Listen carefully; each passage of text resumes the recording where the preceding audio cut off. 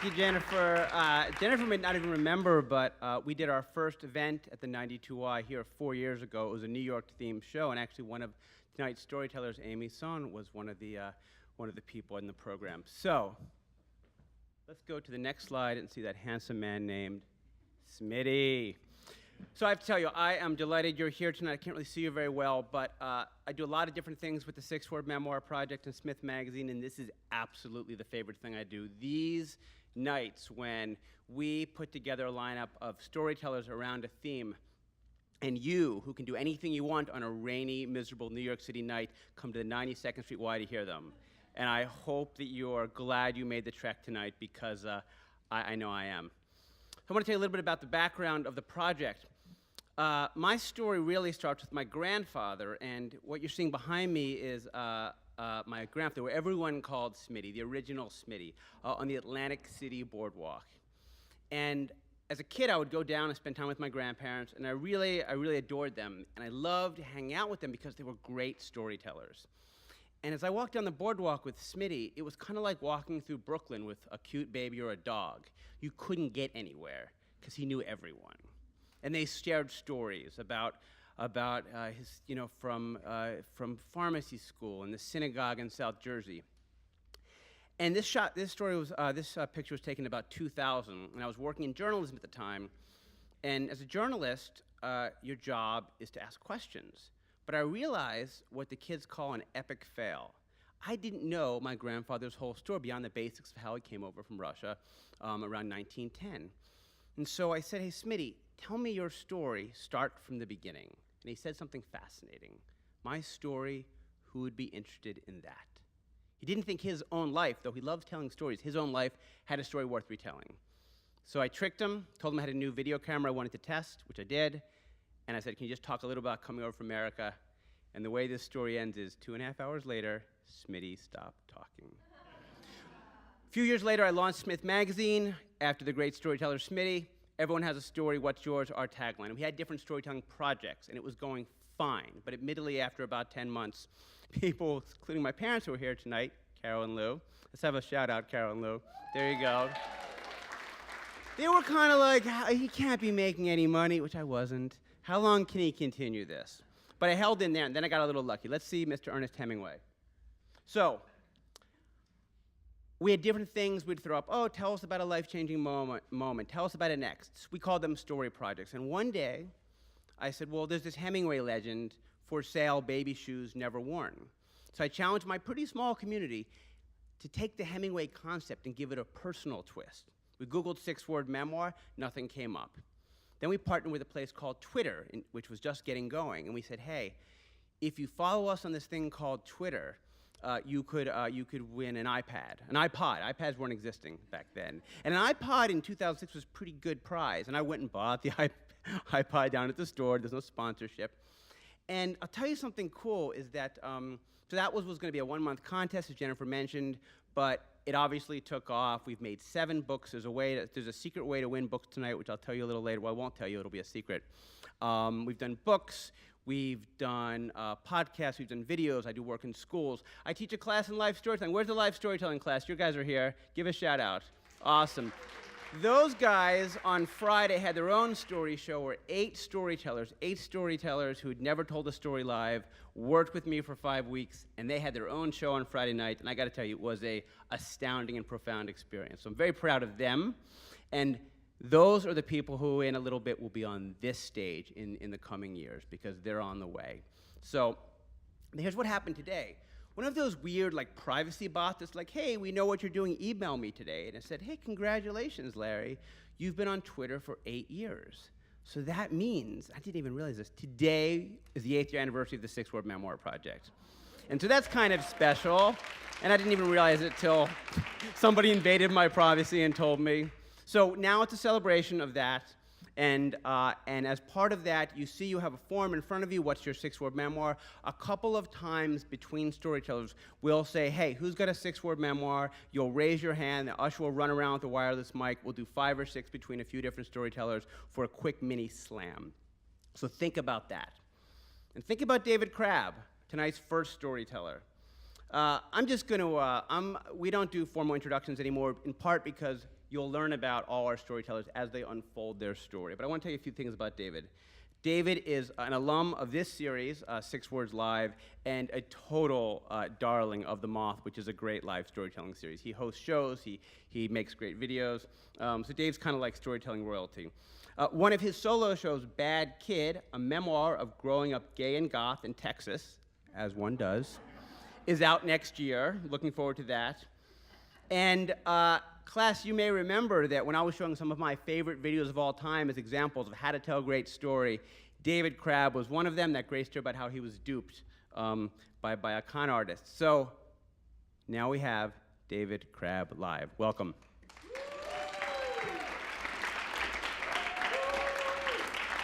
Hi. Just before I start, a round of applause for Privacy Bots and Larry's anniversary. Amazing, amazing, 8 years. It took a machine and an algorithm to tell you that. So when I first moved to New York from Texas, I was like a country mouse about everything. I was like, oh my God, those buildings are so tall. Those two men are holding hands. That's Katie Holmes eating a Niçoise salad. I was just amazed by everything. And my first job when I moved here was in an art gallery in Chelsea, which was very challenging for me because that's like the home of apathy. You know, everyone wore black tunics. Their pants were way too tight to feel anything. So I had to curb some of my wide-eyed enthusiasm. And I'll always remember the first time that my boss, the head preparator, invited me out for lunch. We were at the Sidewalk Cafe. He was a retired club kid named Wallpaper. I'm not lying. And we were sitting at this cafe, and I looked, and coming towards me is Bjork. And she is surrounded by 4 men with sunglasses in tuxedos. This is 2 o'clock in the afternoon on a Tuesday. She is dressed inexplicably like the 40s operator Lily Tomlin character, connecting, like that character. Why? She's Bjork. And as she nears me, I start to like panic, and she's stopping at the crosswalk right in the corner, and she looks at me, and I think in my mind, you're Bjork. But the problem is I don't think it. I look at her in her eyes and I say out loud, you are Bjork. You know, as if like, he's trying to remind me who I am. And she looks at me blankly and she crosses the street, and then I turn, and before I can tell Wallpaper how blown away I am by this, he looks at me over his pad thai and says, ugh, she's wearing that again. You know, been there, done that. So over the next few years, I had a lot of celebrity encounters, but one of the things that stopped me from ever really becoming a fanboy was that I had most of these experiences in the service industry. And something about being a bartender or a cater waiter or a busboy in all black with that apron, it was like a wall, you know? And besides that, I really only fanboy out on people I really, really respect. It's not just like every celebrity in the world. Over the last few years, I've tried to stop catering. I hardly do it anymore. And my friend, who would hire me for a few events, called me after not seeing her for months, and she said, David, there's a very special event coming up, and I think you're going to want to work it. And I could feel my heart start to race, and I said, oh, it's Whoopi Goldberg, isn't it? And she said, yes. Now, she knew that I love Whoopi Goldberg. I discovered Whoopi Goldberg when I was 11 years old. I stayed up late watching HBO. Remember when HBO during the 80s just played awesome like late-night comedy specials and solo shows and two-person shows? And it was Whoopi Goldberg's first solo show, the thing that made her famous, called Whoopi, appropriately, in which she played 4 characters. And I sat up all night watching this show, and it was really, really amazing to me because it was one of the first times that I realized, I mean, I knew I always loved comedy. I watched SNL every Saturday night, but this was thoughtful and politicized, and it was the first time I ever thought, oh my God, comedy can also really make you think and make you cry. And ever since that point, I love Whoopi Goldberg. 3 years ago, I mounted my first solo show, Bad Kid, and during the process of doing that, she was really this touchstone for me, this person I always went back to. And I was so freaking excited to bring her brioche. So I tell my friend, I'm like, yes, I'll do it, yes, yes. So a few days later, we're driving up to Whoopi's mansion, which is in New Jersey, and I'm ready, and we get into the kitchen, and I'm in all my black, and I'm hanging out with the other caterers, and the door swings open, and in comes Whoopi, and she's everything I want her to be. She is dressed much like you would expect as a judge. I don't know why. She's wearing a giant smock, kind of like an Elaine Stritch on steroids, white pressed blouse, big chunky shoes. She looks like she should literally have a fucking gavel, you know? And she walks up to the island, and she flips her beautiful braids out of her face, and she looks at all of us over those perfect little John Lennon spectacles and says, how y'all doing? And I'm like, oh my God, I'm gonna poop my pants. I'm so thrilled, I'm so excited. And she starts talking with us and hanging out a little bit, and she's just really down to earth and cool. One of her cousins comes in and is like, I need to light my Marlboro Red, and she just points at the stove, and her cousin like holds her braids up, lights that fire, and lights it. Like, Whoopi's just being real with us, do you know what I mean? Like, there's no like famous person keeping up appearances. It's just awesome. And I'm thinking the whole time, well, I need to talk to her, right? I want to tell her how much I love her and what she means to me, but the next thing I know, I'm out on the floor, and I am serving little cheese puffs and little shrimps and little chicken satays to all sorts of people from soap operas, talk shows, music producers, you name it. And I'm walking around, and every once in a while, I'll come up upon Whoopi having a conversation, and like as I'm serving her, she'll just look at me and start a conversation with me. And I'm like, oh my God, Whoopi is joking around with me while Marlo Thomas eats like shrimp chimichurri. This is the weirdest experience I'm having right now. So every time I keep thinking I'm gonna tell her how I feel, but it's weird because, I have my black wall of apron on. And at a certain point, I'm like serving, and I feel someone tug my shirt, and I turn around, and it is Phil Donahue, the man that introduced me to drag queens and DNA swabs. and I'm like, oh my God, Mr. Donahue. And he looks at me with this urgency. He says, where's the bathroom? Now, as someone that has Crohn's disease and has suffered with gastro stuff for many years, I was like, I hear you, Phil. I'm gonna help a brother out right now. So I immediately just take him downstairs to where sort of the servants' quarters is, where all the caterers change, where I know there's a bathroom. And I walk down the stairs, and I open the door, and there's all these hanging, like, clothes. Apparently, when we loaded in, the maid went in and took all the wet stuff out of the laundry, and there's layers of just, like, white stuff hanging, bed sheets and shirts. And I'm leading Phil. It's like he's in, like, a field of corn behind me. And I'm like, Mr. Donahue, please keep coming. He's like, where the hell are you taking me? I'm like, it's fine. Like any port in a storm. I'm gonna help you out. So we finally get through layers and layers of drying clothes, and I open the door, and we both look at this toilet, and the lid, as if to greet us, goes, and opens like a transformer, but a toilet. And he looks at it and he says, what the hell? And I just sort of push him inside. I'm like, I gotta go cater, Phil, best of luck. And I shut the door, and I run back through all the drying clothes, and I run upstairs, and the party's in full swing. And for hours and hours, I'm serving, and I see Whoopi, and she looks at me, and she grins, and my heart flutters a little bit. And then finally, the party winds down. People are leaving, slowly but surely, and we're in the kitchen, and we're packing up, and I realize that I really need to use the bathroom. And I tell another caterer, like, I'm gonna go down and use the bathroom. And he's like, oh, have you not used Whoopi's toilet yet? And I say, no. He says, have fun, which is ominous, but I try to be excited about it. Now, I go down the stairs to the little room where I let Phil Donahue, and I open the door, the toilet greets me. And I sit down, and I do my business. And as I'm doing it, I hear a honk, and that's the catering truck. They're loading up, they're ready to go, and I know they're waiting for me. And I go to flush the toilet, and I realize there's no handle on it. And I look beside me, and mounted into the wall is what looks like a remote control that like Jean-Luc Picard would have in the chair in like Star Trek. Do you know what I mean? It is a cluster of red and blue buttons with bizarre hieroglyphics that I do not understand. And all I want is a flush. That's all I need, just a flush. So I find this button that's red with a little swirly shape, like a little circle. So I push that, and I get this hot blast of water. It laser focused on my nether business, just whoa, right up there. And I'm like, oh my God, it's a bidet. I've never experienced this. And then I kind of like, this is kind of nice. And I sit there for the first 30 seconds, and then I sit there for another 30 seconds. We're 2 minutes into this rinse cycle, and I am wondering how I turn it off. And I push the button again, and nothing happens. I'm just still getting like this warm rinse. So then I think, well, okay, I gotta push something else, right? Like I need to make this stop. Honka, honka, I hear all the caterers upstairs. So I look at this like hieroglyphic button that I don't understand, and I see, well, there's sort of a red sort of spray thing. So I do that, and then I get a front like chili thing. Like this is not for a guy with a penis. Do you see what I'm saying? This is a rinse for the wrong gender, I think. I don't know what it could mean. It is ice cold, and it is blitzing my nether region again. So I'm getting hot from the back, I'm getting cold from the front. I'm like a McDLT, and I can't like handle it, and I'm squirming, and I start just sort of not knowing what to do. So at this point, I see that there's like another swirly button lower, and it's a big one. It's half red and half blue, and I push it. The whole tank starts to go, and I get a hot blast. Like, It's like my butt is a Burger King burger under the heat lamp. Just like hot, hot heat. Like someone poured way too much water on the hot rocks in the sauna.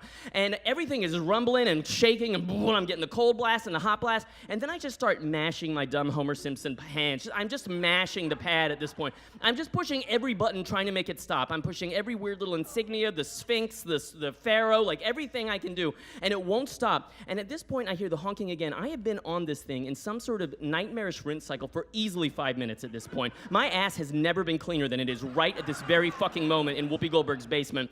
And I let out this breath, and I just don't know what I'm gonna do, and then I look. And right in the center of this remote control is a button that isn't red, it isn't blue, it is black, and it is clearly labeled with the word stop. And I push it, and the whole thing like powers down. I get up. I've never had a cleaner butt in my whole life. I quickly change. I take off my black shirt. I take off my apron. I put on my jeans, and I walk upstairs to hear one more honk. And when I walk upstairs, the kitchen is spotless. Everyone is gone, and I look down this long kitchen island to a breakfast nook where there is Whoopi Goldberg, Whoopi Goldberg's daughter, and Whoopi Goldberg's granddaughter. 3 generations of Goldbergs and me, and no one else. And Whoopi looks at me, and she says, "Come over here, baby." And I start walking towards her, and I feel like Jo Beth Williams in the hallway in Poltergeist. Do you know what I mean? Like everything is getting closer, yet so much further away as my heart races. And I get right up to Whoopi, and she opens her arms for a hug, and I lean down, and I embrace her, and she smells like roses and vanilla and cinnamon and everything you want Whoopi Goldberg to smell like. And as I'm hugging her, I think about everything I want to say, and I think about when I was that 11-year-old kid in my underoos, on the pull-out sofa in my mom and I's little studio apartment that was the most expensive thing we could afford, sitting there watching her transform into all these fucking amazing characters. And I think it's so incredible that I ever got out of that apartment and out of Texas, and I'm here doing things that I love. I'm writing, I'm performing. And she lets me go, and I look in her face, and I want to tell her all of that, and I hear one more honk, and I just say, "I wanted to tell you what an inspiration you were to me, but instead I have to go because I'm in a rush, and I just want to tell you have the most incredible and weird toilets I've ever seen. Bye!" And I literally, like run away from Whoopi Goldberg. Like I run from her mansion, and I jump in the car. And we get in the car, and we pull away, and in another few weeks, I would see Whoopi Goldberg at another gig, and she would look at me over those little John Lennon spectacles. And, you know, I never came out and told her all those things, but when she looks at me with this beautiful smirk, and it lets me think maybe she knows how much I admire her, maybe she knows how much she changed my life, but I know one thing about the look. She is absolutely sure that I fucking love her toilets. Thank you.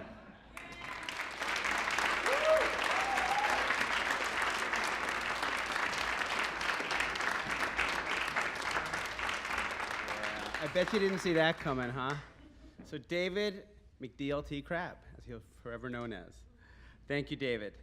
You know, one of the great things about my work is my job is to basically listen and hear stories. And you talk to friends and strangers and different people.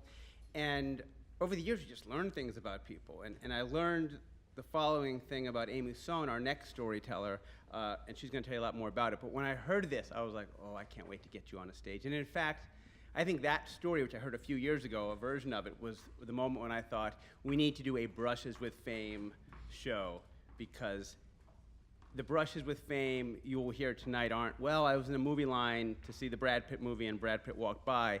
It's different, it's weirder, and in your own way, even if you're on Whoopi Goldberg's can, in its own way aspirational. So Amy Sohn. Amy writes articles all over the place, New York Times, New York Magazine. She's been a sex columnist. She's been a culture commentator. She's written a bunch of books.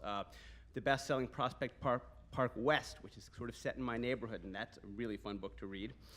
And most recently, The Actress. Amy, I've known her a long time. She is my friend and neighbor, and you'll also see I do not just love her for her brains, I love her for her biceps. Amy Sohn.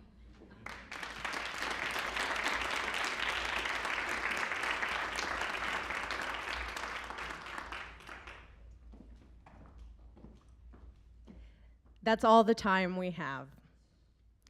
It was the summer of 2002.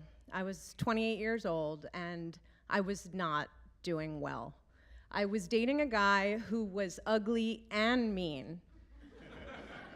But I was continuing to date him because he had written for a network television show. And I thought that for some crazy reason, this should outweigh both his ugliness and his meanness. I hadn't been in very many long relationships, and I was beginning to doubt that I would ever fall in love. And my career was a little bumpy at the same time, too. I'd had a first novel come out, but I was really deeply struggling with my second novel, which I knew, because so many people had told me, was destined to be a disaster, even if it was actually good, because it was going to be my sophomore slump. Right around this time, I went to a wedding, and it was a wedding for a couple that I had introduced to each other.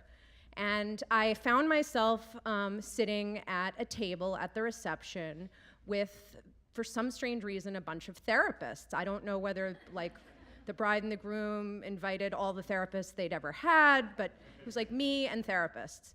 And because it was 2002, The Sopranos was very popular at the time, and this woman at my table who said she was a shrink started talking about an episode on The Sopranos where Carmela goes to see a Jewish analyst, and he tells her to leave the marriage.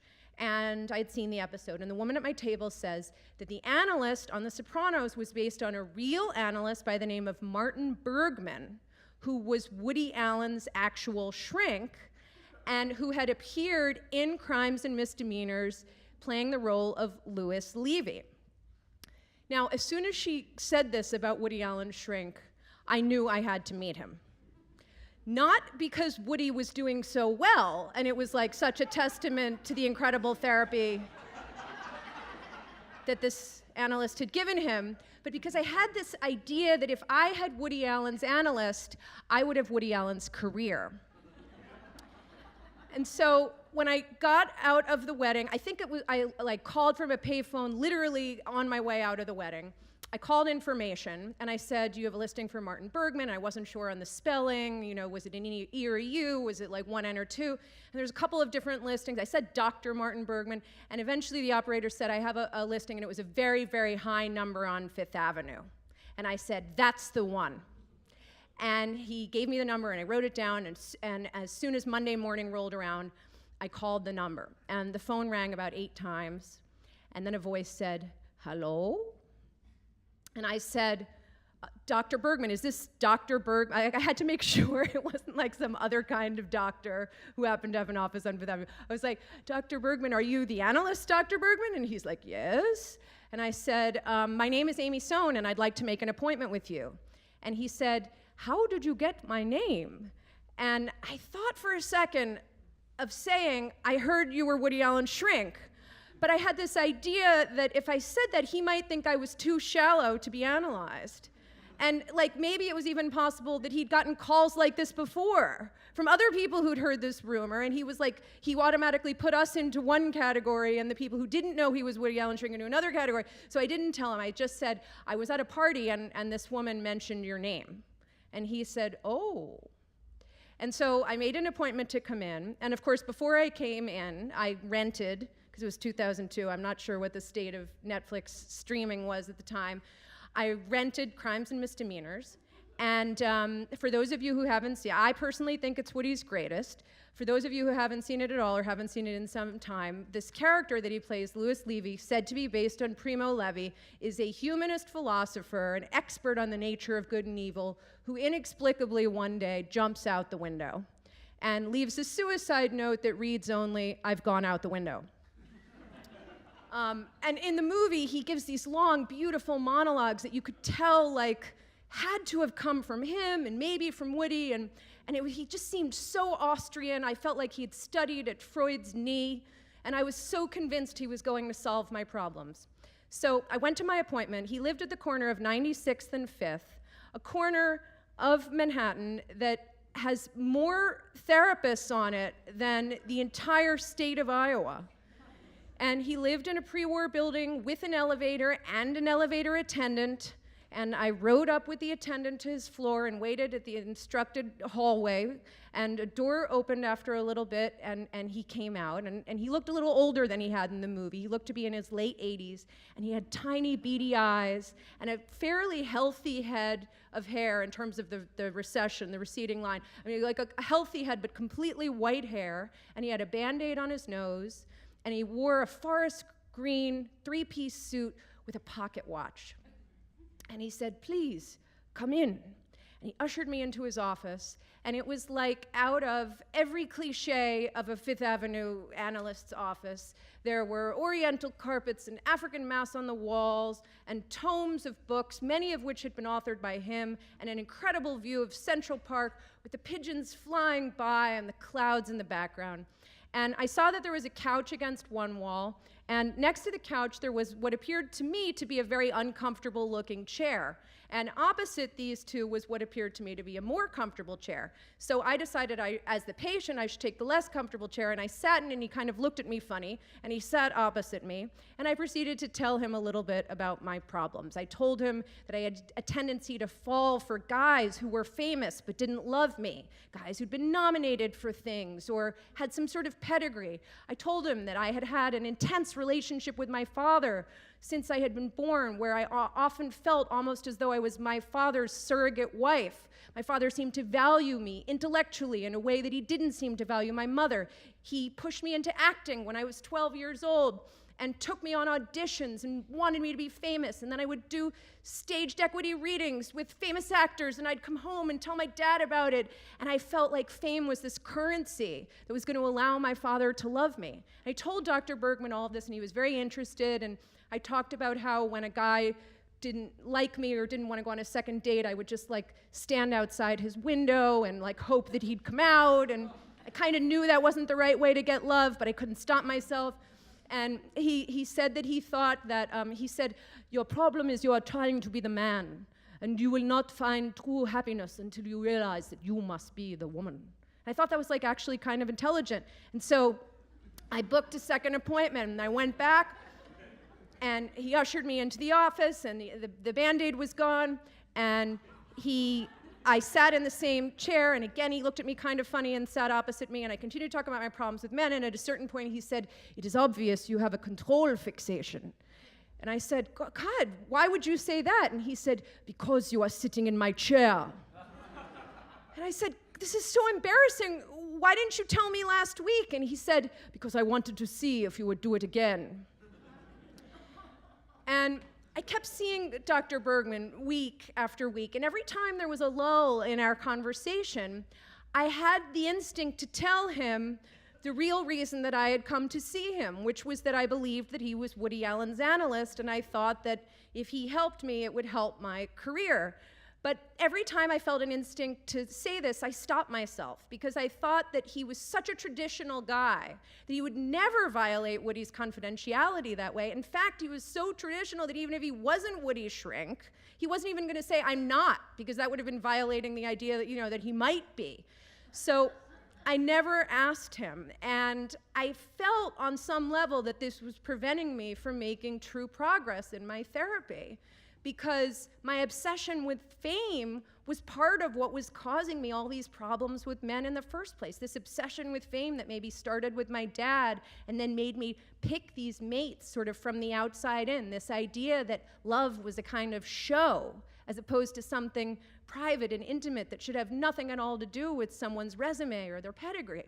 And I knew this, but I still couldn't bring myself to tell him the truth. And there were some other problems aside from my own reticence in our therapy, one of which was this odd generation gap. I was 28 and he was 88. And so sometimes I would tell him about these dates that I had gone on, and I would say, he would ask, "Did you have sex?" And I'd say, "No, like he jerked off, and then like I was just next to him, so I did my own thing, and like we each took our turns, and like, or we did like a lot of oral, but I didn't know him that well, so we didn't have sex." Or, then I would talk about, my sex life with various boyfriends, and I'd say like, "Oh, sometimes I use vibrators. Have you ever heard of a pocket rocket, Dr. Bergman?" And he's like, "No, tell me about it." And I'm like, telling him about vibrators, and he's very interested in this. He starts talking about the clitoris and the vagina, and I realize all of a sudden, I'm like, oh my God, he's a Freudian. Like, I realized that he still believed in this distinction between clitoral and vaginal orgasms, how like Freud said that vaginal was mature and clitoral was immature. And it was like that line in Annie Hall where the woman's at a party and she says, "I finally had an orgasm, but my doctor told me it was the wrong kind." And I realized that on some level, he might be the wrong analyst for me. Now, a couple months after I started seeing him, I met a poor, very handsome artist, and I fell madly in love with this guy. And I told Dr. Bergman about him, and of course, Dr. Bergman didn't like the fact that he didn't have money. He said that I was merely playing out my penis envy and my desire to be the guy, and that the relationship wasn't going to work until I found a man with more financial stability. But I kept dating the artist, and we really loved each other, and at a certain point I realized that I was going to have to either break up with Dr. Bergman or break up with my boyfriend. It was about 2 hours before a scheduled appointment with Dr. Bergman. I think my cell phone had died, and I stopped at the phone outside the Janovic Plaza on 6th Avenue and Spring Street. I don't know why I remember this. And I called him up and I said, Dr. Bergman, I won't be coming to our appointment today. I'm not going to see you anymore. I just don't think we're the best match. And he paused and he said, I think you are making a mistake, but I wish you all the best in life and love. And I hope that you find what you are looking for. And just before I hung up the phone, I thought, I gotta ask him if he's Woody Allen's shrink. But I realized that it wasn't gonna matter anymore because I was never going to see him again. And so I hung up the phone and I kept dating the artist. And a couple months later, I found a Buddhist psychiatrist in Tribeca. And he didn't care that I made more money than my boyfriend. He said, someone's gotta do the cooking. Doesn't sound like you're very good at it. And it was very evolved and holistic, and I still sometimes think of Dr. Bergman, and I think what had happened was during the therapy, I mean, Google had been around, but I think I had deliberately stopped myself from really doing some research to find out the truth about him, and so once I terminated, I felt free. And so it was probably about a year after I terminated, I went on the internet and I typed in his name, and an article came up where he was describing the process of being cast in Crimes and Misdemeanors. And in the article he said, he was a very famous professor, longtime professor at NYU, and he said that a student of his at NYU knew Woody Allen's casting director, and that was how he had gotten the role. So of course my first thought was, maybe this is a lie, like he doesn't want to tell people that it's actually true. But then there was this one detail that I knew had to be true. It said that he went in for his audition, and Woody had him kind of improvise and talk, and he was there for like almost 3 hours, and at the end of this period, Woody just looked at him and said, "You'll do." And there was something so specific about that I decided it was true. And I realized that Dr. Bergman had never been Woody Allen's therapist at all. And I had been seeing him and giving him a pass week after week because of this imagined connection that wasn't even there. And I felt like such an idiot because it could have gone on for years. And then I realized that he really had helped me, even if he wasn't actually Woody Allen's analyst, because before I met him, I'd never had a loving relationship. And after I met him, I met this guy who really cared about me and treated me well, and as a matter of fact, we wound up getting married, and we have a beautiful 9-year-old daughter today. About 6 months ago, I was flipping through the obituary pages in the New York Times, and I saw that Dr. Bergman had died. He was 100 years old, which meant that he had been 88 when he treated me. And the article recounted the famous story of how he got the role, and it included this incredible monologue that he gives as a voiceover at the end of Crimes and Misdemeanors, which I printed out. And I just want to share it with you because his whole life, he wasn't actually Austrian. He was Czech, and he had lived on a kibbutz, and he had been in the United States Army, and he had lived on the Upper East Side for many years and taught at NYU for like 70 years.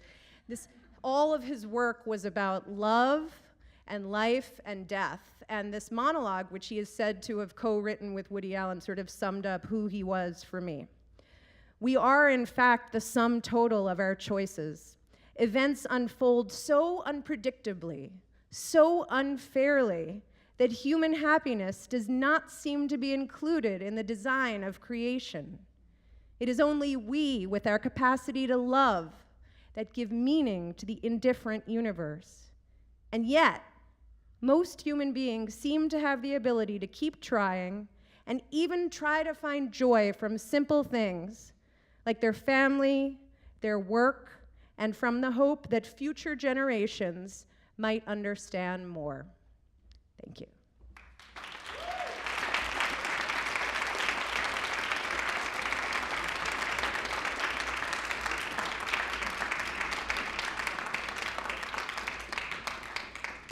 Thank you, Amy.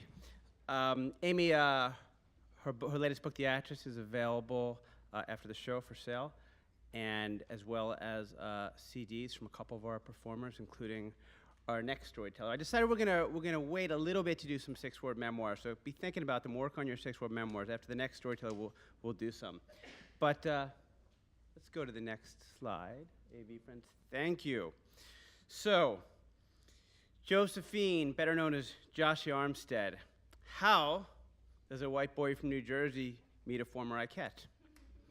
Well, I was going to a friend's housewarming party down the street, and the two coolest people in the room were my son, who's 3.5 years old, and this lady, who our mutual friend Mick Lewis introduced to me, and he said, you know, Joshie was an Ike-ette. I was like, really?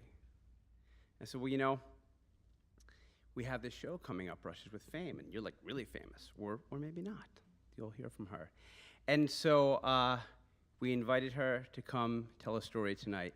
And you know, the only regret I have is that you will get just a few minutes of Joshie's time, and I've gotten many hours of her time over these last few months, which I feel very fortunate.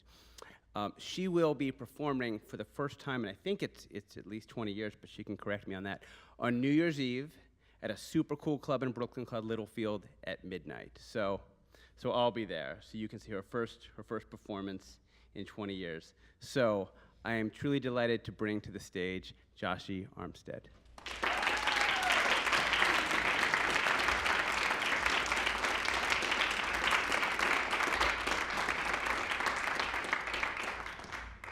Good evening.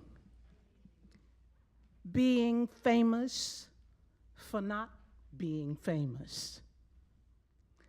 Let me start by saying my name on my birth certificate is Josephine Armstead. I was born in Yazoo City, Mississippi. My very first burst of fame in terms of feeling that I wanted to be an artist came with my name, Josephine. There were two wonderful, beautiful black women, exciting, exotic, who sang and danced their way into international fame, Josephine Premise and Josephine Baker.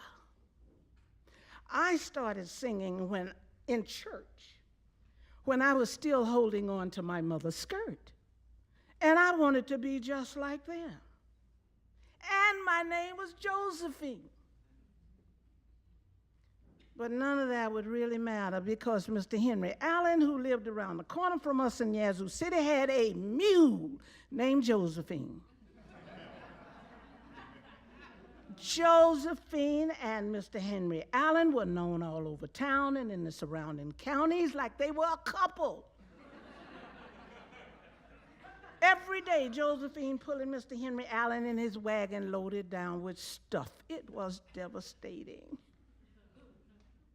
But by the time I reached high school, I had put it behind me. I was pretty popular in school. I was a featured soloist in the Glee Club. I was on the basketball team. I was an A student. And because of my grandfather, who was a bootlegger and a gambler, I was exposed to juking. That's the good times, the singing and the dancing and stuff that they do in the cafes and the juke joints. Well, by the time I graduated, I had a nickname, which I liked. It had gone from Joe to Josie to Joshie, and I thought that was sassy. I thought it suited me perfectly, and I was on my way. Some of my friends went on to college, a few got married, and I joined a blues band. Little Melvin and the Downbeats featuring Lil Joshie. Huh. Well, I was on my way. Now, my next brush with fame came because of my sister, my older sister, Velma. Velma had married a piano player from Clarksdale, Mississippi. Well, the marriage didn't work. He was a little mean to her, and she moved back to Yazoo City, and he moved on to St. Louis. Well, it's a long story, but he switched instruments, started playing guitar. In a few years, he had a dynamite band. He had a fantastic female singer who was out of sight that he later married. They had recorded, the record was a hit, and they were appearing in Jackson, Mississippi. Well, Yazoo City, the heart of the Delta, is only 42 miles away from Jackson. He called my sister, and he invited her to come and see his show. Well, of course, I was going to tag along. But the day of that show, today remind me of that day. It rained. It rained and rained all day long. And if you know anything about country people, we usually don't go anywhere when the weather's bad. So we didn't go. I was very disappointed. But what can you do? And my grandfather would say, you go to bed, the day's done.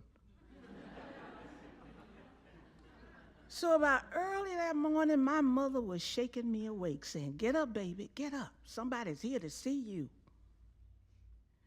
And I'm in a deep sleep and confused. And what's going on, Mama? What's happening? What time is it? She said, get up, put some clothes on. Somebody's here and they want to see you. Well, I hurried and got dressed. And I ran into our front room, and there he was. Ike Turner. The Ike Turner. His band director had driven him from Jackson to Yazoo City to see me, because when he talked to my sister, she told him that I was singing with a little band around town, and he needed one more girl to complete the group he was calling the Ike-ettes. He later told me Ray Charles had Raylettes, so he thought he'd get him some Ike-ettes. Well, they called a local club owner. We didn't have a piano. Mr. Dunbar Coleman was more than happy to open up his club for Ike Turner that morning so I could audition. I sang my heart out. And on the way back in that car, that drive to our house, I could barely breathe. But when we got there, Ike said to my mother, Mama Rosie, I want to take her on the road. I'm going to put her in the show. And my mother, that I'm looking like tonight, evangelist Rosie Lee Armstead, gave me her blessing. And I left Yazoo City, Mississippi, never to live there again, to join the Ike and Tina Turner Review.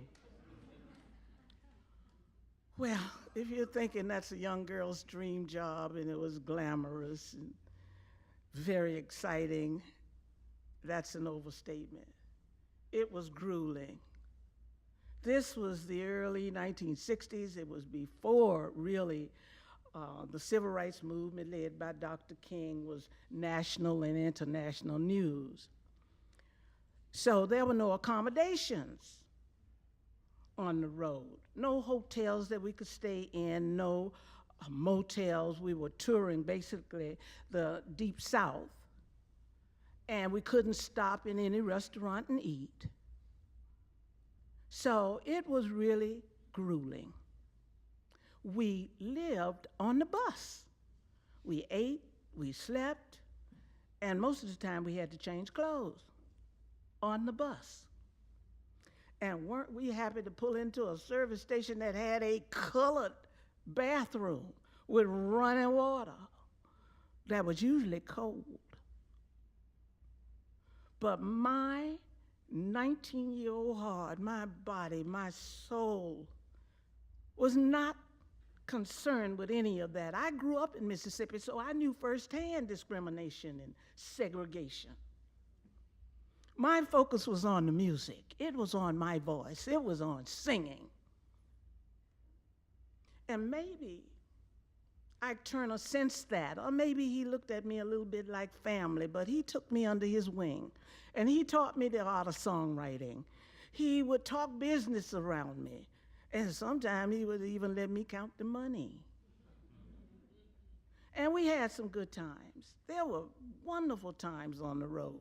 I remember a week we spent in Miami, and Sam Cooke was there. Oh, I don't know if you people remember Sam Cooke, but that was a man, a mighty, mighty, mighty good man. He was suave and debonair and a true gentleman, and could he sing? Well, I think I was a groupie before they used the term groupie. But in any case, I realized that soon I would not be an Ike-ette. I was going to leave Ike and Tina Turner. I had contributed a lot to writing the Ike-ette's first recording, I'm Blue, the Gong Gong song, which was a Billboard Top 20 R&B hit. Trenton Tarantino used it in his Kill Bill series. But when that record came out, I didn't have writer's credit. I didn't receive royalties as a writer nor as a singer. So I knew that I couldn't grow as an artist with Ike and Tina Turner. So my opportunity to leave came when we hit San Francisco. I think we played the Fillmore West that night. But when the bus left that morning, I wasn't on it. I was on my way to Los Angeles alone. I was 21 years old, going it alone. I had burned a major bridge. And Los Angeles proved very tough for me. I was there less than a year, and I made my way to New York. Well, when I got here, oh, New York! There were writers, there were singers, there were musicians, there was the recording studios, the publishing houses, record companies, Broadway, the theater, clubs, and Harlem. Oh, my. I started working right away in recording studios. I'm on so many people's stuff.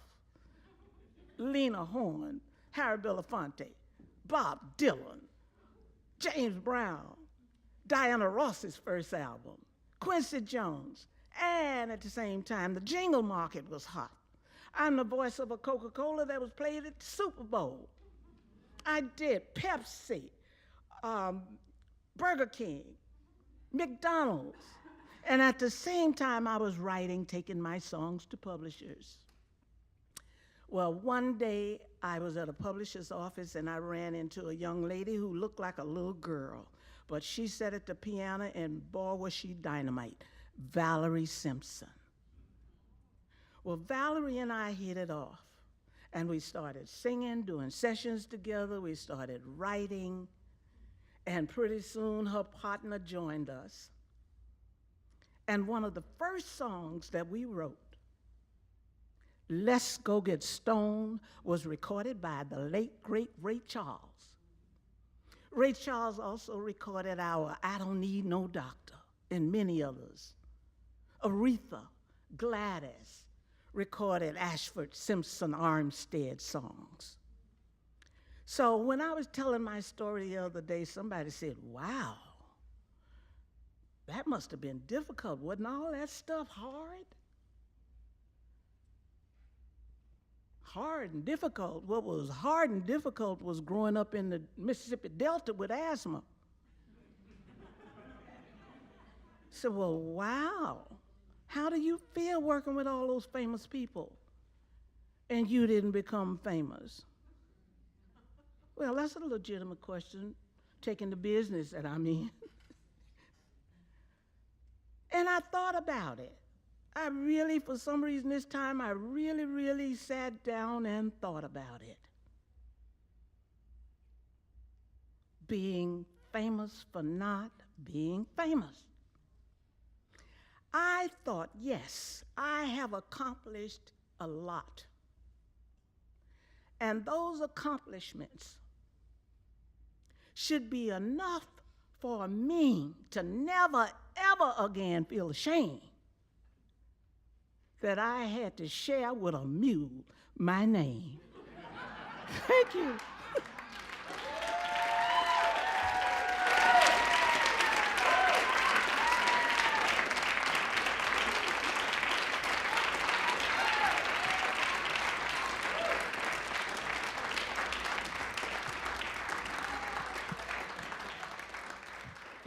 Thank you, Joshie.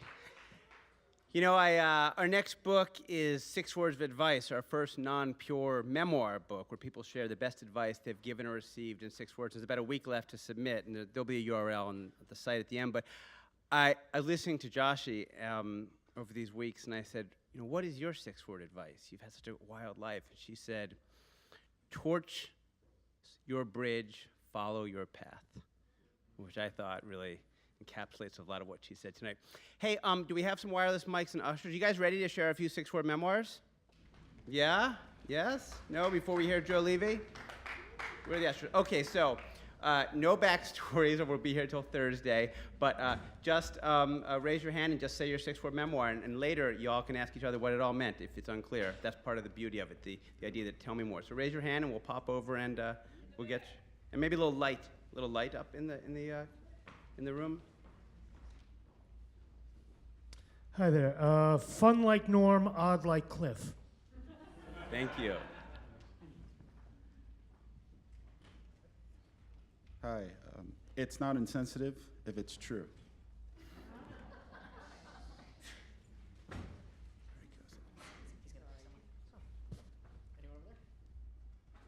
My Cinderella fantasy. Poof. Thanks, George. Thank you. Well, who else is? There may be one more chance to do 6 words a little later. Who else has one? Over there. How about that brush with fame I live every day? Piper Kerman, what's your 6-word memoir? Over there. Raise your hand, young lady. It's in and out of hot water. Yes, the Piper Kerman story in 6 words. Who else? Couple more, 2 more. Over here, that lively table over there. Wear color on a rainy day. Thank you. Over here, there, and then we'll do one over there, and then we'll go on to Joe. I don't want anybody to steal this, by the way. To the proselytizer, curb your God. Thank you. Very 92Y. I like that. All right. We may have time. Anybody, if we don't go back to this, anybody's going to really be upset if they don't have their 6-word memoir shared? No? All right. Down go the lights. And come to the site. It's open 24 hours. Share your 6 words. You can be in a book, which is really kind of a kick. Okay, let's bring the lights down, and let's introduce the next. What happened? Let's go to the Joe Levy slide. Look at that. It's magic back there, Navy. Thank you, Chris and the crew. So, why are there no words up by Joe Levy? You'll find out in a minute. Joe, wow. Joe is a guy who I have known since my first days in New York as a nervous, scared intern at Spin Magazine. He was, though just 4 or 5 years older than me, the hippest guy in the room and the nicest guy in the room. He was actually nice to me as an intern at Spin Magazine, which says a lot. Joe went on to become a legendary editor at Rolling Stone. I was down the hall from him at Men's Journal, and he was the editor-in-chief of Maxim, and a publication Joshie can get behind. He was the editor-in-chief of Billboard magazine, where he still serves as a contributing editor. Joe has so many brushes with fame, given his career, that he decided to let the audience decide which one he will tell. So I'm going to bring out the adventurer called Joe Levy.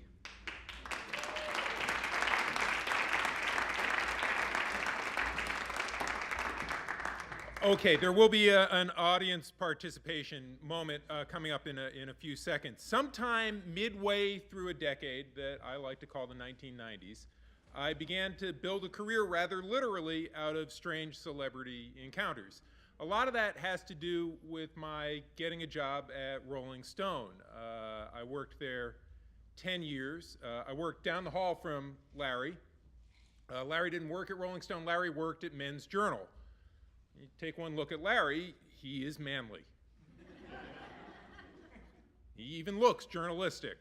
If you took one look at me, you would have thought nerdy.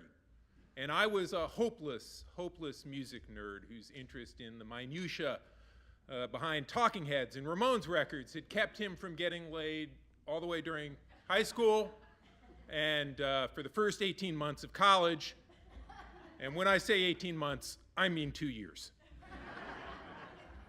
But by the time I came to Rolling Stone, I'd learned to cover all of that up in all black clothing, and I'd landed at a place where knowing that Tony Joe White's one and only hit was Poke Salad Annie could get you an admiring glance from the guy who ran the place. And it was a place where anything could happen. One day I picked up the phone, Sheryl Crow was on the other end, wanting to chew me out. Another time I answered the phone, it was Peter Fonda. He wanted to be sure that he had gotten back to me, answered some questions that I had sent in a fax, which he had 6 months before that. One time I picked up the phone, it was James Brown, and he wanted to talk about John Lennon, so we did. I understood not a word he said.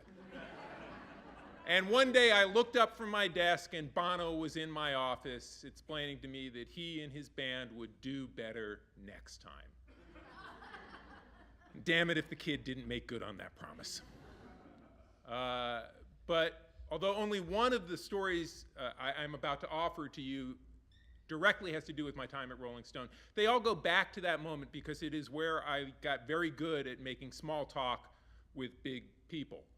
So we have 3 to choose from. It's a choose your own adventure or our own adventure moment. And believe me, I wish you good people had been with me to help me make some of the decisions along the way here. But we have A, Paris Hilton whispered more, more, more. B, Don Rickles said, have we met? And C, David Bowie leered at Lauryn Hill. Which in fairness to David Bowie should probably have been David Bowie leered about Lauryn Hill, but it was in a rush in Gmail and Larry needed it. Anyway, so by applause, who would like to hear story A? And, thank you, wow. And B, Rickles, and C, David Bowie. Wow, wow. September 9th, 1999. It's the night of the MTV Video Music Awards, the VMAs, hosted by Chris Rock.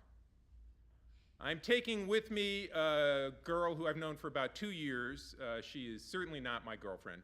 This is not really a date, but she is a girl who likes to be, as she explained it to me, the most important girl in the room. And tonight she has assured this by wearing a rubber dress. All night long at the ceremony itself at Radio City Music Hall and afterwards at several parties, men take me aside and say, dude. And I say, and the men in the audience will understand, this is the answer, I know. Not, I know something's going to happen, more like, I know, what can I do? Because nothing is going to happen, and I am about to make sure of this. Now, I don't know how many of you know about David Bowie's eyes. David Bowie has one blue eye and one eye that appears to be brown. In point of fact, they're both blue, but when he was 14 years old, he got into a fight, got punched in the eye, and something detached. One pupil is permanently open. One eye appears to be blue. Well, one eye is blue. One eye appears to be brown. This girl in the rubber dress, dude, I know, had an accident as a child, has the same condition. One eye is blue, the other one appears to be brown, or if she's angry, black.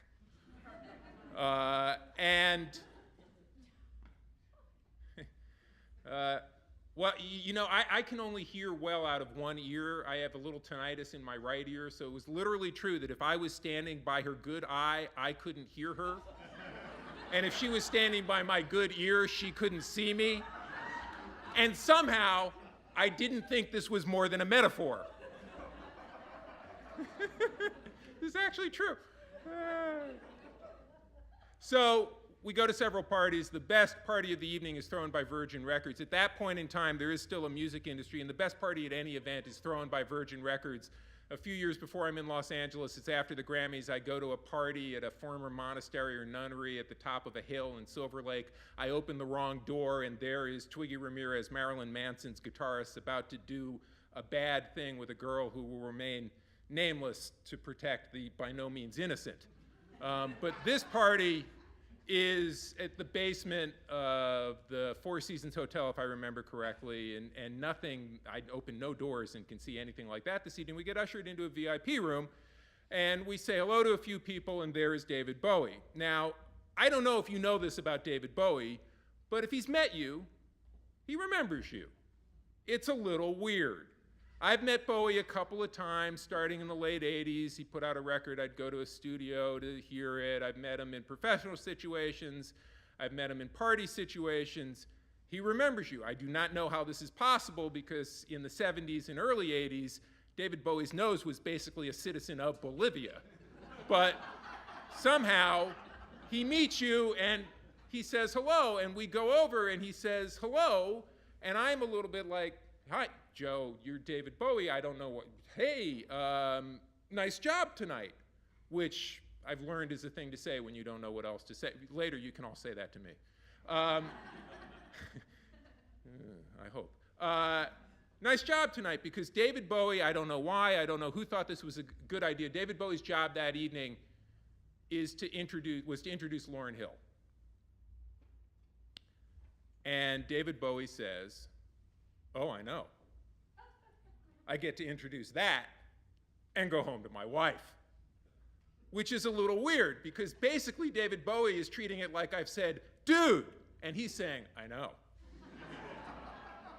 And I really don't know what to say at this point, which is fine because there's a lull in the conversation, and David Bowie says, do you know Paul? Now, it turns out we all know Paul. Everybody around the world knows Paul.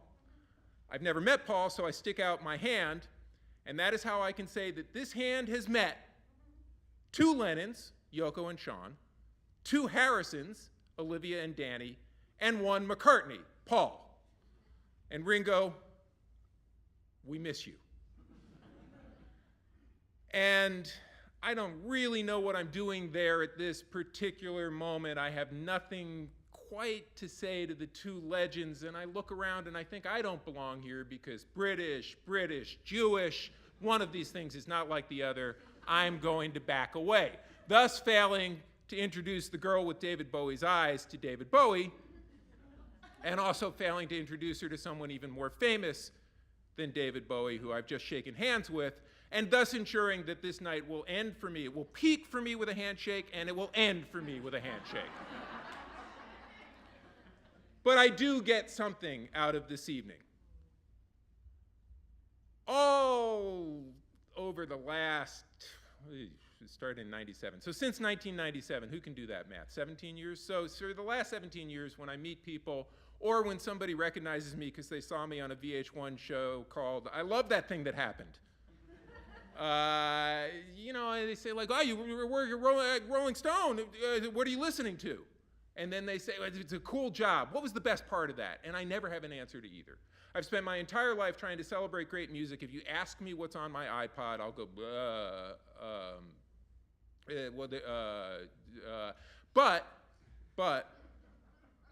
but if you ask me, what was the best part of working at Rolling Stone?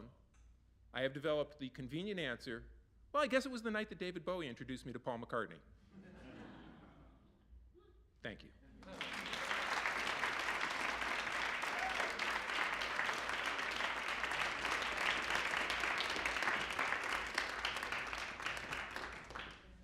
So people wonder what I do for a living quite often. You'd be surprised, even my own parents ever look at me and they're like, what do you do exactly? And so what I do is, like the other day, I went over to Joe Levy's apartment in East Village, and Joe made me like a beautiful cup of coffee, and I said, all right, Joe, you're gonna do like 3 stories. That's a lot to prepare for, because they make it look easy, but all these storytellers, they work very hard. And so we sit down, have a cup of coffee, and we do the Paris Hilton story, it's great. We did the Don Rickles story, it's great. And it's like, we're like, no one's gonna pick the Bowie story. Because you've got like the Don Rickles crowd, and kind of the Paris Hilton crowd, and he's like, it's fine. I'm like, fuck it. Let's just hang out and chat a while. So I had a sinking feeling like 5 minutes ago when you all clapped for the David Bowie story, not because I didn't think it would be great, because I just had never heard it before. So thank you, Joe. I mean, it wasn't really worried, but that never happens in my profession. So, and even to see how Joe was like, oh, I see. So, but my interns, Caroline and Tom, they were like, it's gonna be Bowie. So the kids know best. So Lynn Harris, our next storyteller. There we go. Lynn is the, just you wait. Lynn is the VP of Communications for the nonprofit Breakthrough, which basically is a worldwide organization that says perhaps violence and discrimination against women is not a good thing. Lynn lives a lot of her life sort of in public, in that job, and also as a very frequent, poignant, and playful poster on Facebook and Twitter. She's quite a lot of fun on social media. But what's interesting about Lynn, because I've known Lynn and we have a lot of friends in common, as I was telling them about this show, and I was telling them a little bit about the story you're about to hear, to a person they said, I've never heard that story, nor have you. So welcome to the mic, Lynn Harris.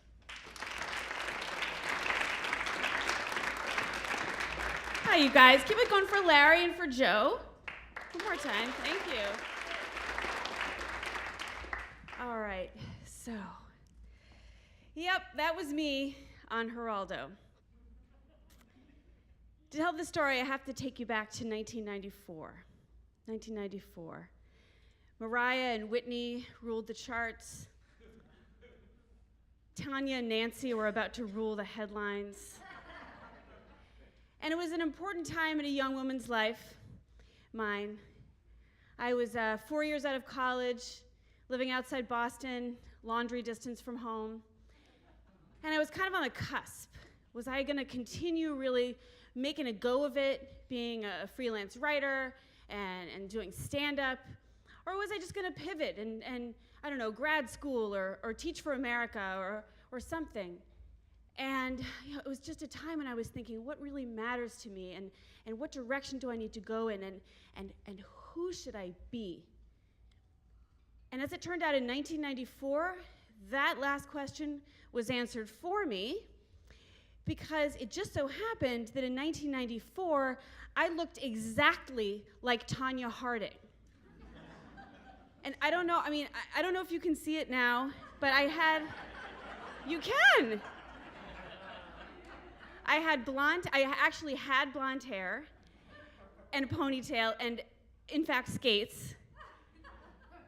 And you guys went the right way with that, but it didn't really matter if you didn't think that I might have at one time looked like Tanya Harding, because in 1994, a team of G-list celebrity judges presiding over an infamous celebrity look-alike contest on Geraldo determined officially that I did look like Tanya Harding. So one way you could put it is that there was one Tanya who brought home the gold that winter, and it was cheap plastic, and it is somewhere in my children's dress-up box. And that it symbolizes the time of my life that if judges scored for weirdness, would nail a perfect 6.0. So here's what happened. It was, once again, I was in Somerville, outside Boston, deep in Nancy country. And my hair was blonde, and I actually was a figure skater. I'd been skating all my life. I had taken many years off, but then I was, just for kind of fun, I was getting private lessons from a coach on my lunch hour, so I actually was often seen walking around town with ice skates. And I followed Tanya and Nancy for a long time, just as a skating fan and a rink rat. I'd watched them come up. I loved them both. Never occurred to me that I looked anything like anyone until the scandal broke, which, as you may remember, involved Tanya's doofus friends trying to take Nancy out of the competition by hitting her on the knee with a thing, and it was huge. And the day the scandal broke, everything changed overnight. I could not walk for 5 minutes without someone saying, "Hey, you know you look like?" And people driving by would like slow down and be like, "Tanya, go home!" And the weirdest thing is that people thought that because I looked like Tanya, I knew more about the situation. So total strangers would come up to me on the street and say things like, "So, do you think she was in on the attack?" Or, "So, do you think she should go to Lillehammer?" Or, "What role do you think class and gender narratives are playing as the scandal unfolds?" Well, actually, that question was mine. And I did have an opinion and an answer. And as it turned out, I also had a big-ass soapbox, because then one day, one slow news day, the Boston Globe called and did this super long interview with me, which turned into this giant story on Metro front with a huge picture about how someone in Somerville looks like Tanya. And that story hit the wires, and then all Tanya hell broke loose. So my phone starts ringing at like 6 in.the.morning with talent agents and newspaper reporters and TV stations and radio stations from Wallingford to Walla Walla, all calling to interview me. Yes, radio stations for a lookalike. And everyone had very interesting requests for me, and I tried to be discerning as a fan of Tanya. Could we film you skating on your hometown rink? Sure. Would you deliver a Tanyagram? Maybe. Could we take a camera crew with you and have you just stand on Nancy's lawn and see what happens? No. Drive 40 minutes to the middle of nowhere to present the winner of a radio station raffle with the club? It was just once, and I didn't know about the club part. So, I tried to make the right choices because, as I said, I was a fan of Tanya's, and you guys remember how this story unfolded. All of these terrible narratives, and Nancy was the good girl, and Tanya was the bad girl, and the princess and the troll, and it was awful. And I knew something was off. I was only 25, but I took women's studies, and I volunteered at Now, and I knew that, driving a truck and hanging out with, dopey gold digger thugs for friends didn't make you trash, and it certainly didn't make you guilty automatically. And so I tried, when reporters or just random people would say, "So, do you mind looking like Tanya Harding?" I would say, "Well, if you mean do I mind looking like a determined young woman who sewed her own costumes and traded bottle caps to pay for her ice time, and went on to become a world champion against all odds, only to be victimized by gender and class biases exploited by a predatory media? No, I don't mind at all." Now, of course, I would deliver that speech while wearing a Tanya costume at a kid's birthday party. So my credibility was thin, but it came from the heart. And so, like Tanya, I was kind of scrappy and aspiring, and so, when national TV called, I couldn't say no, and that brings us back to Geraldo, where, yes, I traveled. They flew me from Boston to New York, and I participated in the infamous celebrity lookalike contest, where I bested the likes of Joey Buttafuoco and Amy Fisher, and it was a heady time for tabloids. And I was such a hit on Geraldo that they called me back and asked me to play a much more serious role on a very special Geraldo, a two-parter. It was a mock grand jury trial of Tanya Harding. And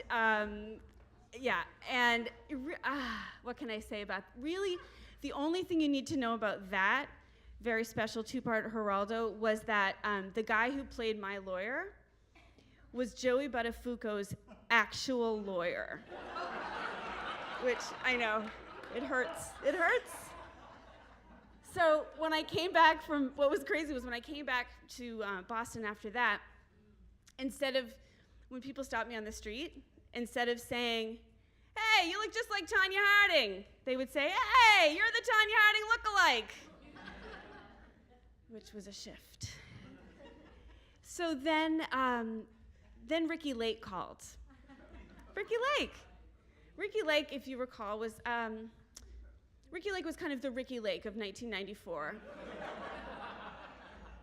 And so when she called, I couldn't say no. And so my role, okay, the theme of the show was cat fights. Super feminist. And so my role was to, at the end of the show, to kind of do a surprise cameo with a Nancy lookalike, who I actually knew from the circuit already. And we were supposed to come out and like have a fight and wrestle or something. And there's a tape somewhere. And so I'm sitting in the green room before the show with all of the other guests who have already, they're sitting there like this surly, and they're not speaking. They've already all broken each other's arms. And it's kind of quiet except for the television. There's a TV on in the green room, which is showing some other talk show, which Meta, sort of Escher happening there. And there's this other talk show on the TV, and whatever the guests on that talk show had done was so odious that they were in full disguise.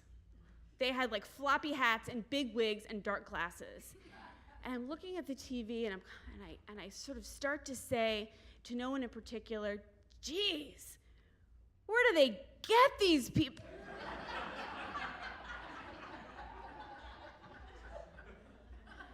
And I stopped myself just in time. Where do they get these people? They get them at my house.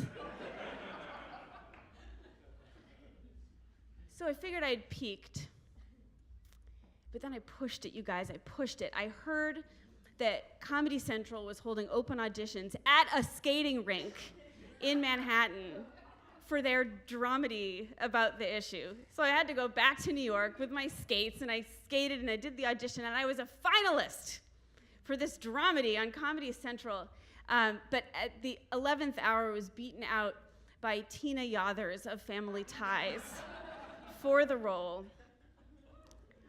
You gotta know when to fold them. So I went home, back to Boston, but then I dyed my hair dark brown, and I moved to Brooklyn, and I took up ice hockey. And I assumed my Tanya days were over. And certainly that Tanya was done with me. Until my roommate barrels into the house, waving a copy of Backstage magazine. And he's like, Lynn, you gotta see this, you gotta see this. Flip to the back where all the lists of auditions are. Apparently, there's a downtown cabaret show called The Musical Inquirer, which is a musical send-up of all of the tabloid scandals of the year. And its creator is here tonight. Hello, Hal. And so I'm like, oh God, I have to audition. So I audition, and thank you, Hal. I got the part of Tanya. So I go back to the hair salon, spend 4 hours dyeing my hair blonde again, get back on stage as Tanya and sing duets with Nancy. Let's bury the hatchet. Do it somewhere other than my knee. Hal Cohen, ladies and gentlemen. So yeah, I was part of the problem. And I am not 100% proud of that or this story, but after all, who among us can say that all of our choices and all of our actions are exactly in concert with all of our principles? And it's true that in real life, our real choices and real actions are much more nuanced. Everything that goes into them are much more nuanced than the good versus evil stories that we make for television, right? And I still have somewhere, I didn't have time to dig through the basement, but I still have this giant pink button that says, I don't know if you remember this giant pink button that says, "We believe in Tanya." And I got it 20 years ago when I joined her fan club. So, Tanya, I hope you'll still have me. Thank you.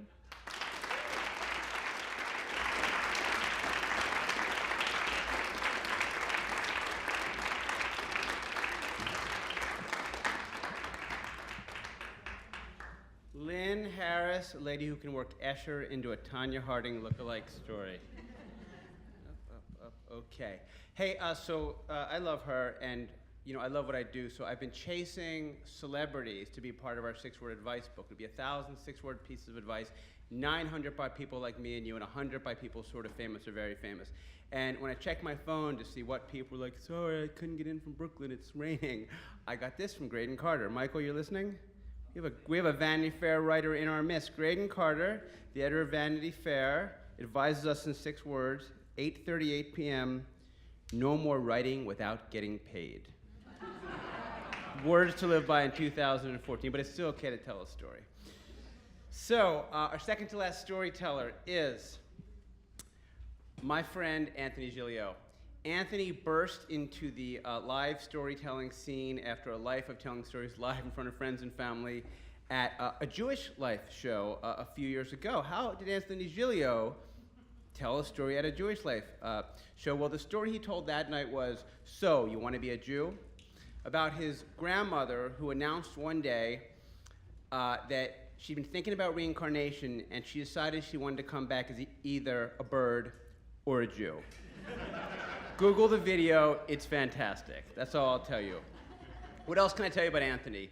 He is an accomplished food and wine writer who's written for every place you've heard of, Food and Wine and Savor and The Times, all of them, And he is a sought-after speaker at private and public conferences. He will sit down with you for 20 minutes and explain to you wine and not make you feel like an idiot, But mostly, Anthony is a guy who I just cannot wait to hear his next story from at lunch over beers. And I can't wait when this show is over. I'm going to hear another story I've never heard from him, I'm sure, over a glass of wine later. So, without further of anything else, I want to introduce you to Anthony Giglio, who I could listen to tell stories all night.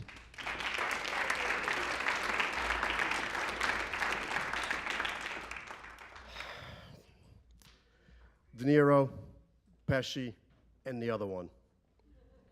So it was a beautiful July day in the summer of 1994, and we were at the compound, which is what my friends and I call my parents' house in suburban New Jersey, not far from here in Lyndhurst, where my parents expect all of the family to convene every weekend, including my sisters and their spouses and my relatives and grandparents and our friends and their friends, and everyone is there to behold of the incongruous splendor that my parents have built in this little blue-collar town called Lyndhurst, 7 miles from the Lincoln Tunnel, where they have an Olympic-sized pool, a bocce ball court, a horseshoe court, hammocks, a tomato garden, vegetables, herbs, several tiers of decks, a cabana, all overseen by a Madonna on the half-shell, full size.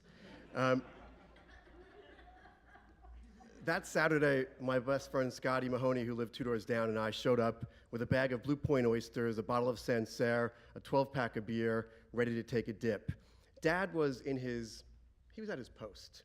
And his post was in the low end of the pool, waist high, facing directly south for maximum tanning exposure. And he had his New York Post out on the sidewalk in front of him, at perfect reading height. On the right was his clamshell for his Pall Mall ashes, and on the left was a tiny cooler that held exactly 8 Miller Genuine Draft nips that stayed perfectly cold while he did his morning read. He had it all figured out, including the position in the pool, because where he was standing was directly in front of the pool's return jet. So he had his own personal jacuzzi at crotch level. Dad barely left that post most days unless I showed up with a bikini-clad girlfriend to introduce him, and he'd say, "Come here, honey, let me show you my special place," and he'd push them into the jet for maximum effect. Dad derided us immediately, saying, "For Christ's sake, real guys eat clams. You brought oysters?"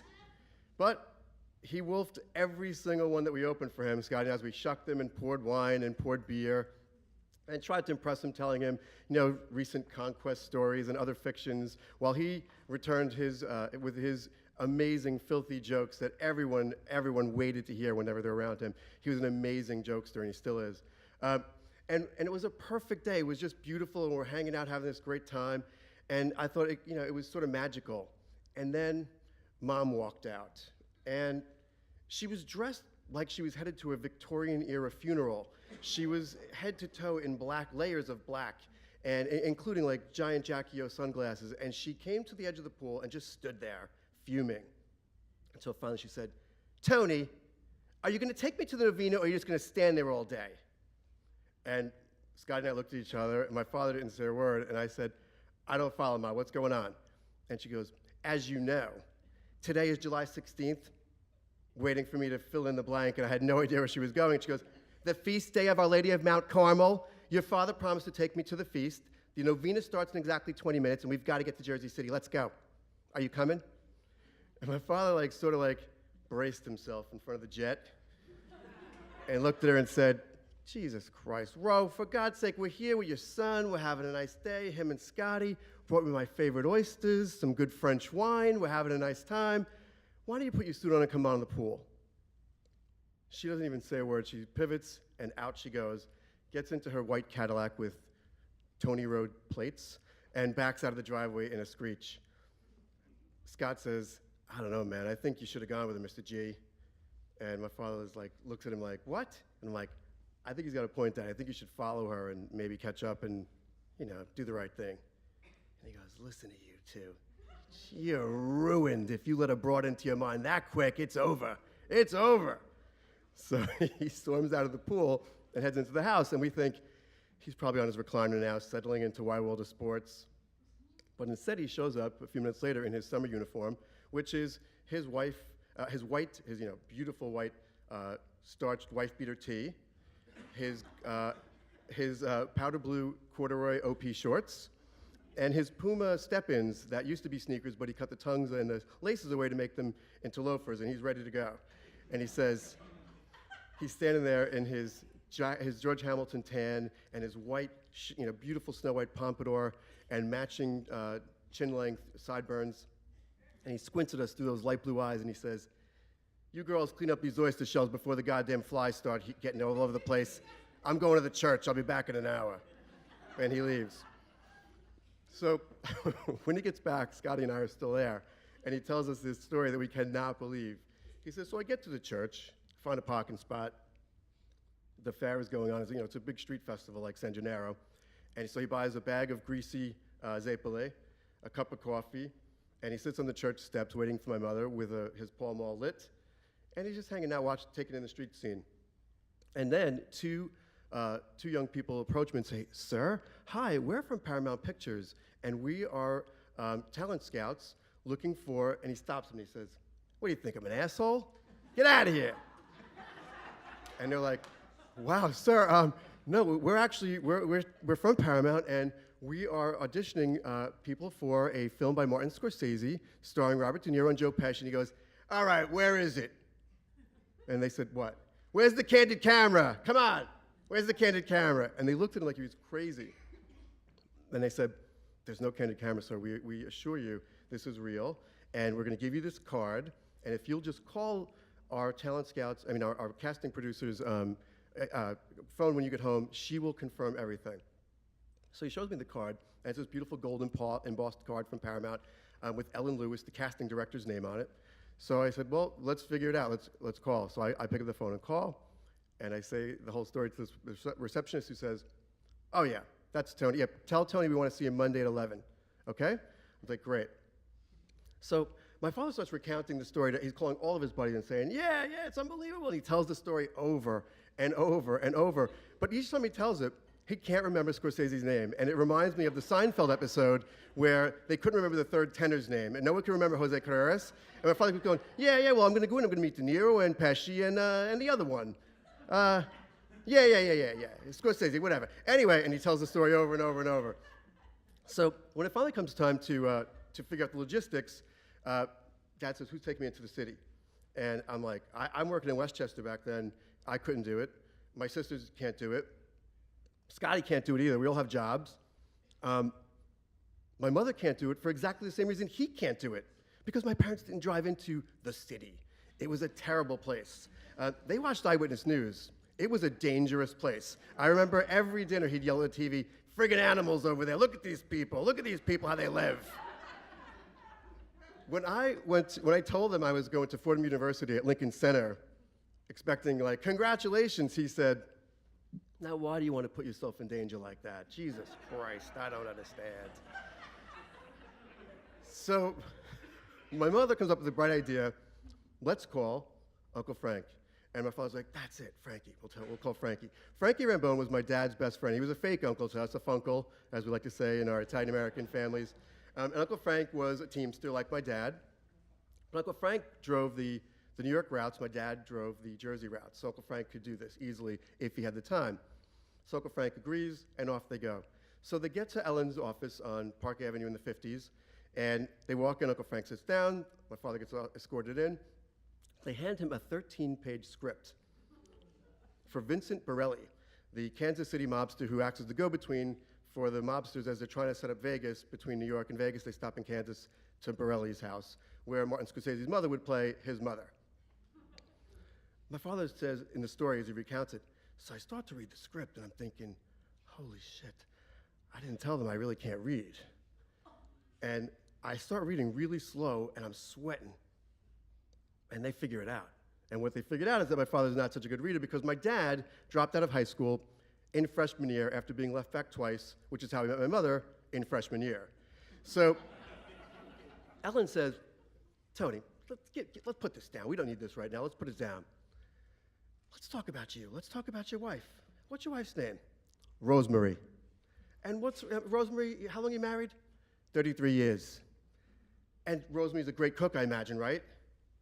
She's not my mother.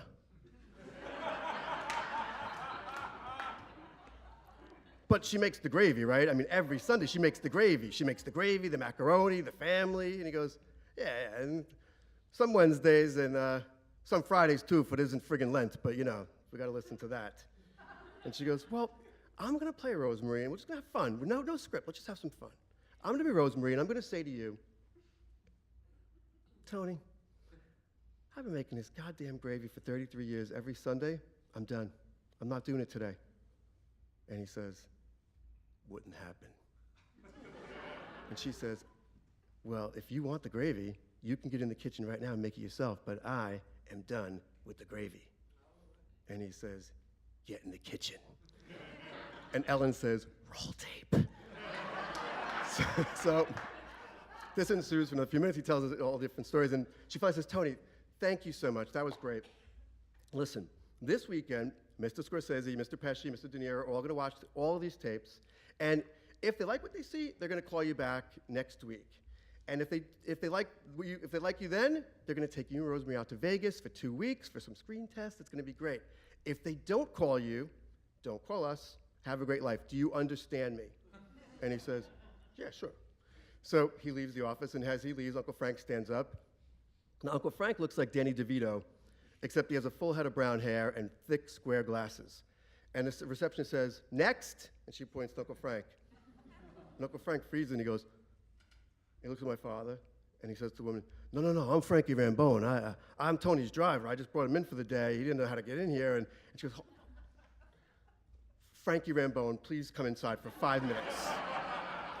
So Uncle Frank comes out and says, my father goes, did they give you the 13-page script? And he goes, no, I had to do one line. It was, what'd you say?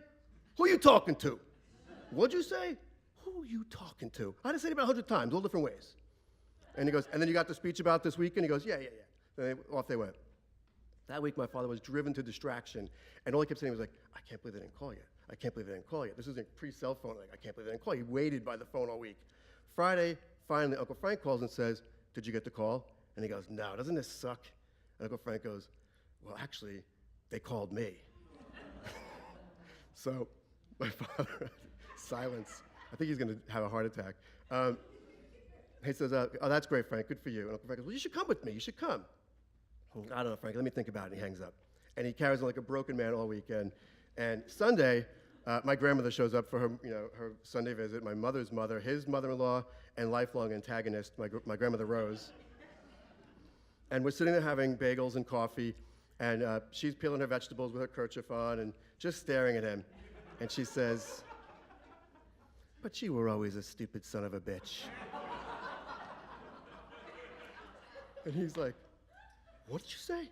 And she said, "From the day I met you. I mean, here's an opportunity, a once-in-a-lifetime opportunity to finally make something of your life, make something for your family, do something that helps everybody get ahead. And what do? You bring Frankie Rambone, the luckiest son of a bitch I ever met." And he goes, "Where do you get that from?" And she goes, "I've been watching him for years. He could fall in the sewer, he comes out in a tuxedo. That man, he reaches for a door, it opens before he touches the knob. I bet you he could walk on water if he tried. And you bring Frankie Rambone with you to the audition. You deserve what you get."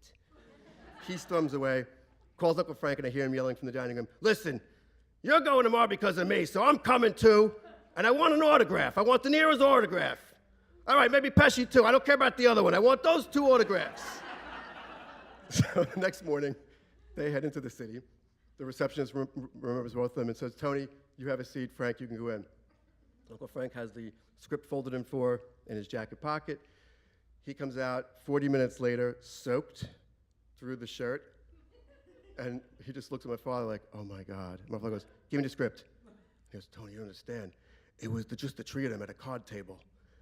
They interviewed me about my entire life. I mean, from birth to now. I was paralyzed. I was standing there like I couldn't even move my arms." And he goes, "You didn't get the autograph?"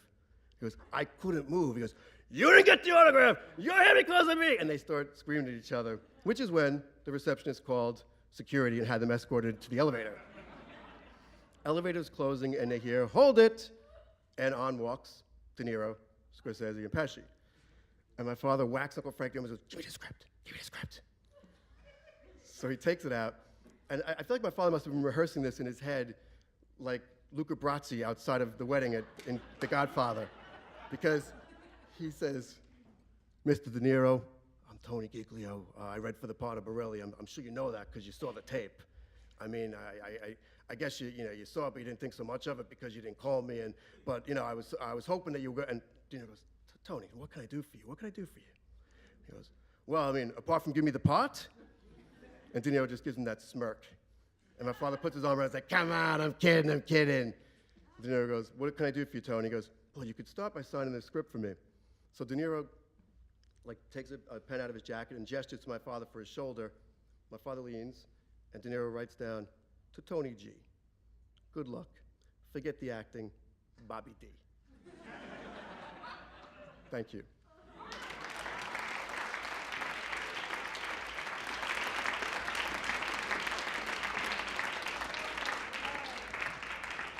Oh my God is right, Amy Sohn. Our final storyteller is a duo, Tara O'Grady and David Shake. First I'll tell you about David. David, where's that big old bass? It's over there, who will accompany her on bass. One of the things that make our shows a little different is that we always have a musical story. And Dave is a bass player and music producer from Portland, Oregon, who plays with, besides Tara, Debbie Harry, Blondie, one of my parents' favorite. Now Tara, I've heard her sing in parks, in clubs, in every setting. She was named one of the Irish Voice's most influential singers in 2010. And she has albums, and you'll hear her in a second, so I don't need to tell you more about her voice because you'll decide for yourself. But I can tell you this. The only time in my 3.5-year-old son's life I've seen him stop moving in 30 directions at once was in an outdoor concert when he heard her play. So I hope you get the same feeling as my little boy did when we bring out Tara and David.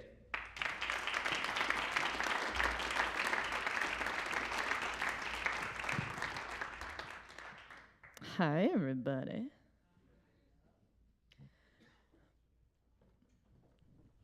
A die-hard fan sings jazz. So my eye doctor wrote me a prescription for jazz. I told him I liked his frames. He said only jazz musicians can wear these frames. He moonlighted as a jazz guitarist when he wasn't dilating pupils. I wanted those frames. So I lied. I said, I'm a jazz singer.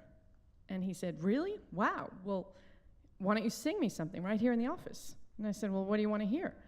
And he says, how about something from Billie Holiday? And I said, who's he? So his prescription for jazz sent me downtown to the studio where I learned not only who Billie was, but also Ella and Lena and Nina. I decided to go back to my eye doctor after a year to get my annual prescription updated, and I said to him, do you want to start a jazz trio?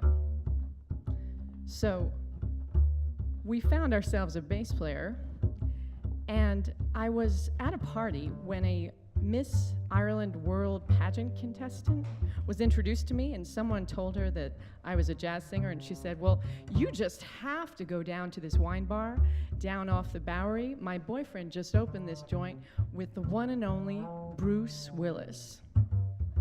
So I call the wine bar, and I'm like, I'm friends with Miss World Ireland, and she told me to, the dropping the names gets you everywhere.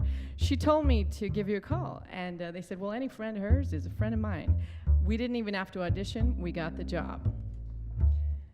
Night after night, we're performing, and I'm looking at that door. For 3 years, we were performing at this wine bar, and I waited for that smirk to walk in, the one, that he wore on Moonlighting, and that bald head, and it didn't happen. Until one night, a cold, snowy night in February, in walks a man wearing a ski hat and that smirk. And he goes to the back of the wine bar, sits down, and orders a meal. And I lean over to the guys and I say, Bruce Willis just walked in. So the musicians perk up, and we decide to play all our showstoppers, all our best songs. We are swinging the heck out of them, everything including Fly Me to the Moon, which is always a crowd favorite. But not once does he turn around. Not once does he applaud. Until suddenly, he marches up to the stage. Bruce Willis is now standing in front of me, and he says, do you know Get Out of Here and Make Me Some Money? No. Well, you should learn it. And then he goes back and he sits down and returns to his dinner. And I go over to the band. I'm like, is that a real song? Or does he want us to get out of here and make money elsewhere?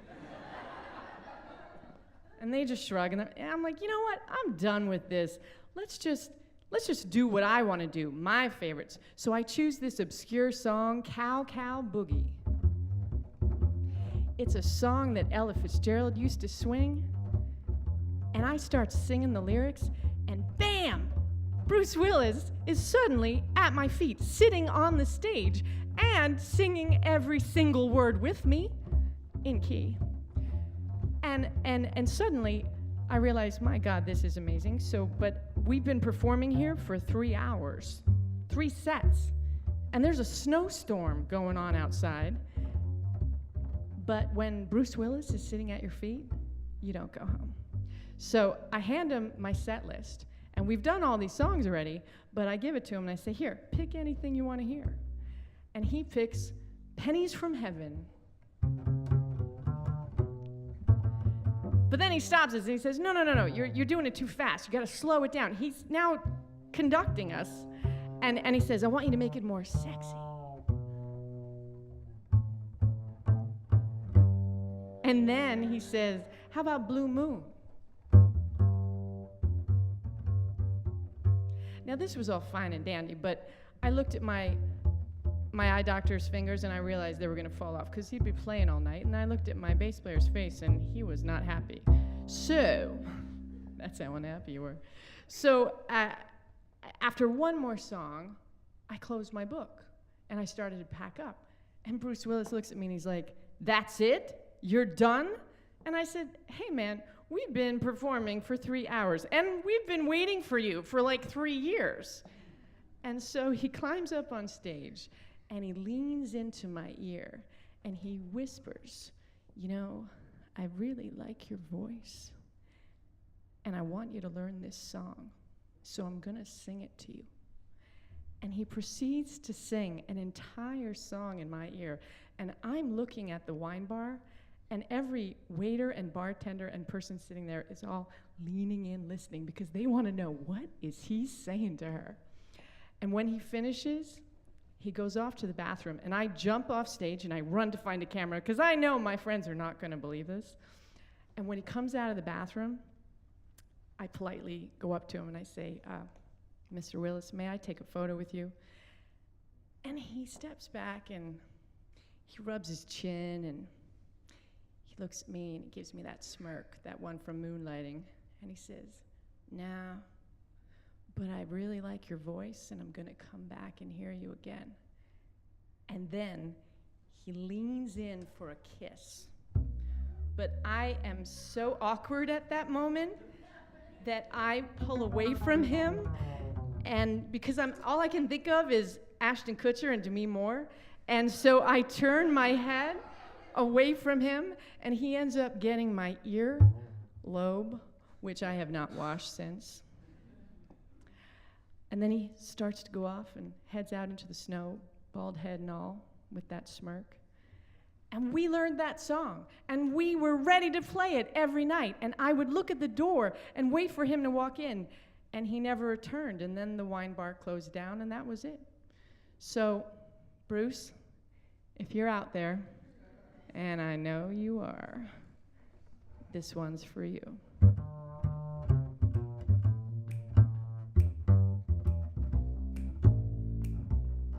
Had plenty money, 1922. You let other women make a fool of you. Why don't you do right like some other men do? Get out of here, give me some money too. You're sitting there wondering what it's all about. You ain't got no money, they will push you out. Why don't you do right like some other men do? Get out of here, give me some money too.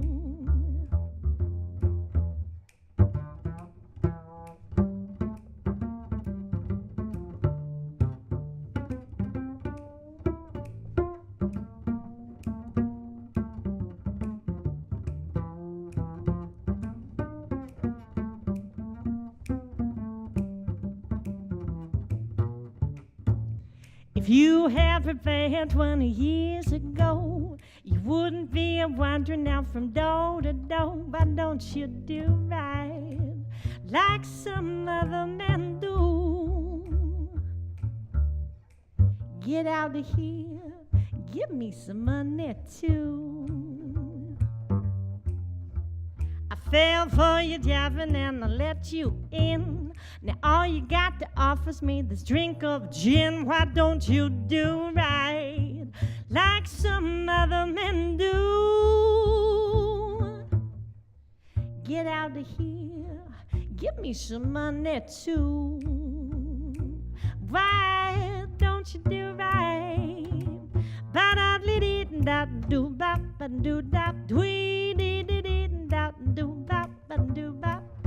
don't you do right by me? Why don't you do right by me? Why don't you do right by me? Why don't you do right by me? Ba-da-da-da-da-da.